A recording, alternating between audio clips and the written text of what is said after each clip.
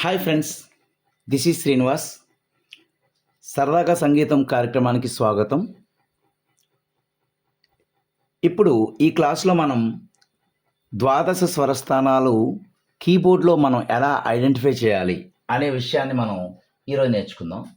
Last time ఓరల్గా ఒక థియరిటికల్గా ద్వాదశ స్వరస్థానాలు అనేవి ఎలా ఉంటాయి, అవి తెలుగులో ఎలా ఉంటాయి, కర్ణాటక సంగీతంలో ఎలా పిలుస్తారు అనేది మీకు నేను చెప్పాను. ఇప్పుడు వాటిని మనం కీబోర్డుపై ఎలా గుర్తించాలి, వాటి యొక్క పేర్లను అనేది ఇప్పుడు నేర్చుకుందాం. కీబోర్డ్లో మనకి కీబోర్డ్ అనేది చూస్తే మనకి ఇలా ఉంటుంది కీబోర్డ్. ఈ కీబోర్డ్లో మనకి అబ్జర్వ్ చేసామనుకోండి, 2 block keys, 3 block keys, 2 block keys, 3 block keys, ఇలా ఆర్డర్ ఉంటుంది బ్లాక్ కీస్. కానీ వైట్ కీస్ మాత్రం అన్నీ కూడా పక్క పక్కనే ఉంటాయి. ఈ ఆర్డర్లో మనకి సా రీ గా మా పాదాని అనే సప్తస్వరాలు తెలుగులో కర్ణాటక సంగీతంలో మనం చెప్తాం. అదేవిధంగా కొరియన్ లాంగ్వేజ్లో వాటినే డో రే మీ ఫా సోలా టీడో అని చెప్తారు. వెస్టర్న్లో మనం ABCDEFG, ఏదైనా సరే సౌండ్ ఒకటే, వాటి యొక్క ధ్వని ఒకలాగే వినిపిస్తుంది, వాటి యొక్క వేరియేషన్స్ మాత్రం వేరేగా ఉంటాయి. అంటే మనం పాడే విధానం, స్టైల్, నేర్చుకునే విధానం ఒక్కొక్కటి ఒక్కొక్క స్టైల్లో ఉంటుంది. ఇవి మనం కర్ణాటక సంగీతంలో కానీ అండ్ వెస్ట్రన్ సంగీతంలో కంపేర్ చేసి మీకు చెప్దామని ఈ క్లాస్ ఈరోజు తీసుకుంటున్నాను. ఇందులో మనకి ఈ కీబోర్డ్ని నేను డ్రా చేశాను. ఇలా బోర్డు మీద డ్రా చేస్తే ఎలా ఉందంటే 2 block keys gap, 3 block keys gap, 2 block keys ఉంది. మీకు అంతకుముందు నేను చెప్పాను, క్లాస్లో ఏం చెప్పాను, సాపాలు తప్ప మిగిలిన రీ గా మా దాని అనే స్వరాలు రెండేసి ఉంటాయి. అంటే రీ1 రీ2 గావన్ గా2 మావన్ మాటు, పా అనేది ఒకటే ఉంటుంది, దావన్ దాటు, నీవన్ నీటు అని ఉంటాయని చెప్పాను. అవి కీబోర్డ్లో మనం ఎలా ఐడెంటిఫై చేయాలంటే మనం శృతుల గురించి ముందు తెలుసుకోవాలి. శృతుల గురించి తెలుసుకోవాలి అంటే మనకి కీబోర్డ్ ఇలా ఉంటుంది. ఇందులో మనకి ఈ 2 బ్లాక్ కీస్ ఉన్న చోట దాని కింద, ఫస్ట్ బ్లాక్ కీ ఉన్న చోట దాని కింద దాన్ని మనం సి అనుకుంటాం అనమాట. అంటే దాన్ని మనం సి అంటాం. ఎప్పుడైనా 2 బ్లాక్ కీస్ కింద మొదటి బ్లాక్ కీ కింద ఉండే వైట్ కీని మనం సి అనుకుంటాం. దాన్ని మనం ABCDEFG 7 స్వరాలనే తీసుకున్నాం.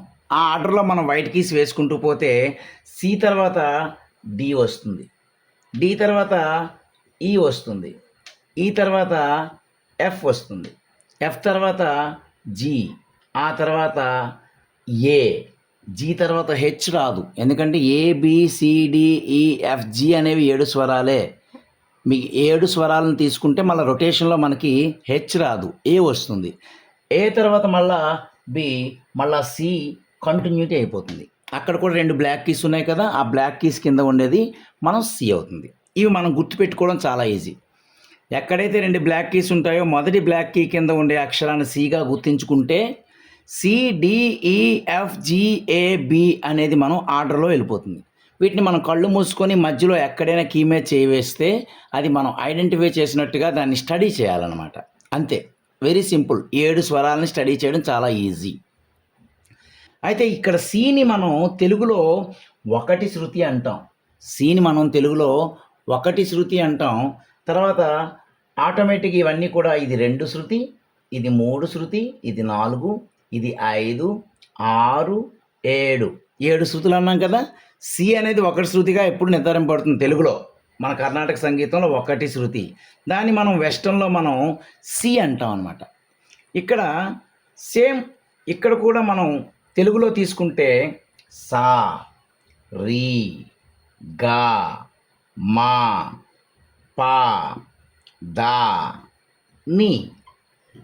ఇక్కడ మనకి లాస్ట్ టైం చెప్పేటప్పుడు 12 స్వరస్థానాలు కూడా రీ1 రీ2 గావన్ గా2 అని చెప్పుకున్నాం కదా. ఇది ఆర్డర్లో కనుక మనం వెళ్తే ఇది సా అయితే సా పక్కన ఉండే బ్లాక్కి రీ1 అవుతుందన్నమాట.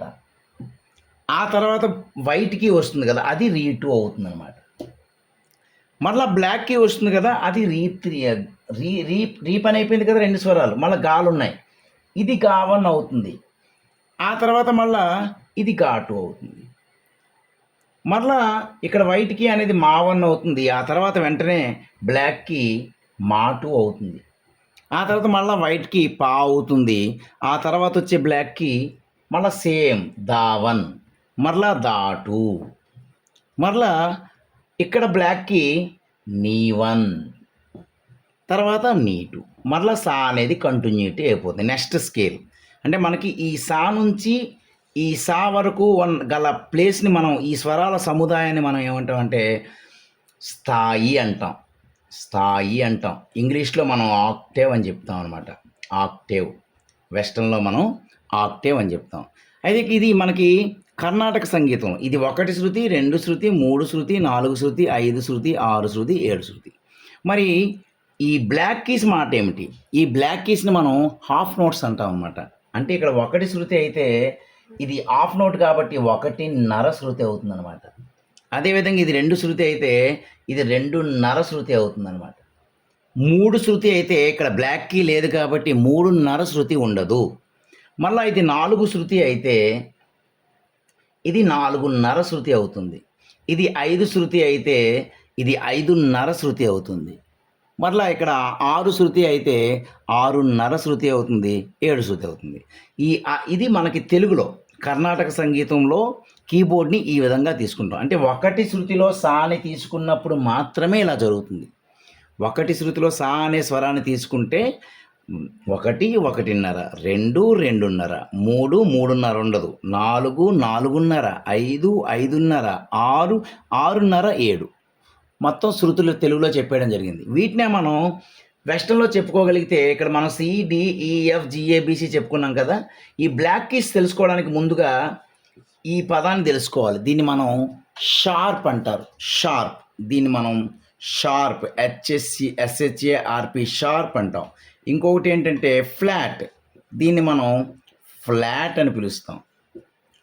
అంటే షార్ప్కి ఫ్లాట్కి తేడా ఏంటి? ఈ సింబల్ని మనం షార్ప్ అంటాం, దీని కింద ఉండే ఈ సింబల్ని ఫ్లాట్ అని పిలుస్తాం అనమాట. అయితే షార్ప్కి ఫ్లాట్కి తేడా ఏంటంటే మనం కీబోర్డు వాయించేటప్పుడు రైట్ సైడ్ ప్లే చేస్తాం కదా. ఆ రైట్ సైడ్ ప్లే చేసేటప్పుడు మనం ఆ సౌండ్ అనేది హెచ్చింపబడుతుంది. అంటే హయ్యెస్ట్ సౌండ్ వస్తుంది, పిచ్ రేంజ్ అనేది పెరుగుతుంది. లెఫ్ట్ సైడ్ ప్లే చేసేటప్పుడు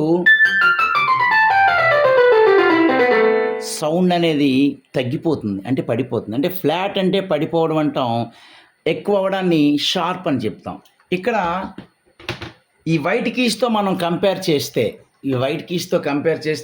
సి అనేది సి కంటే ఇది రైట్ సైడ్ ఉంది కాబట్టి బ్లాక్కి ఇది దీనికంటే ఎక్కువ సౌండ్ వస్తుంది కాబట్టి దీన్ని షీ షార్ప్ అంటాం. కానీ ఇదే బ్లాక్కి అనేది సికి రైట్ సైడ్ ఉంది, కానీ ఇదే బ్లాక్కి డీకి లెఫ్ట్ సైడ్ కూడా ఉంది కాబట్టి దీన్ని ఇంకో విధంగా కూడా చెప్తాం అనమాట.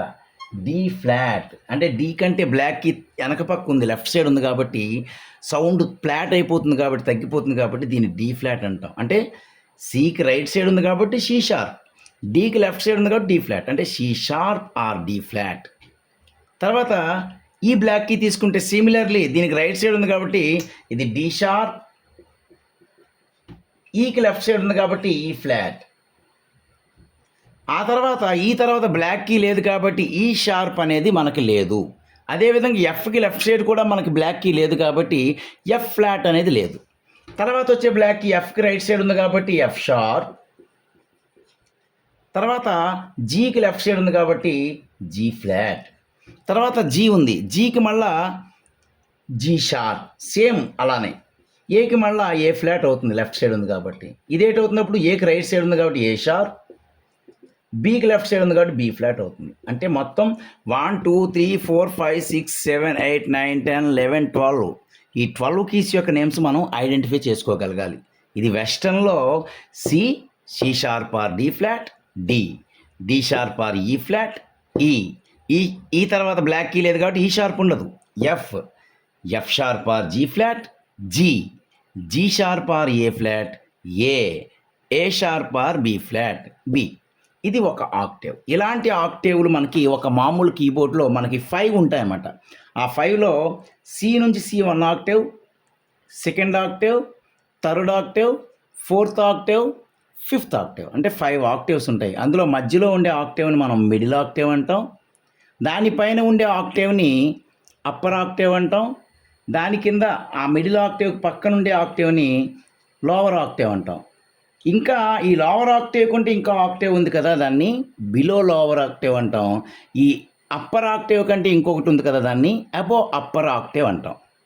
తెలుగులో ఇది మధ్యస్థాయి అయితే దాని కింద ఉండే స్థాయిని మంద్రస్థాయి అంటాం. ఈ మధ్యస్థాయికి పైన ఉండే స్థాయిని తారస్థాయి అంటాం. ఇదే మధ్యస్థాయికి మంద్రస్థాయి కింద ఇంకో స్థాయి ఉంది కదా, అనుమంద్రస్థాయి అని పిలుస్తాం. ఇదే మధ్యస్థాయికి ఇది తారస్థాయి కదా, ఇంకా ఆ పైన ఇంకొక స్థాయి ఉంది కాబట్టి అతి తారస్థాయి అని చెప్తాం తెలుగులో. అంటే తెలుగులో స్థాయి అంటాం కదా, అనుమంద్రస్థాయి, మంద్రస్థాయి, మధ్యస్థాయి, తారస్థాయి, అతి తారస్థాయి. అది మనం తెలుగులో చెప్తాం. తెలుగుకి ఇంగ్లీష్కి కంపేర్ చేసి చెప్పడం వల్ల మన నోట్స్ అనేది ఈజీగా అర్థం చేసుకోవచ్చు అనే ఉద్దేశంతో ఈ రెండు కంపేర్ చేసి చెప్పాం. ఇప్పుడు దాని తెలుగులో మనకి సా, రీవన్ రీటు, గావన్ ఘాటు, మావన్ మాటు, పా, దావన్ దాటు, నీవన్ నీటు అండ్ సా.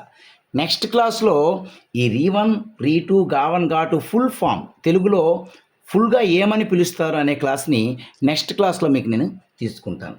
అంతవరకు వెయిట్ చేయండి. Thank you.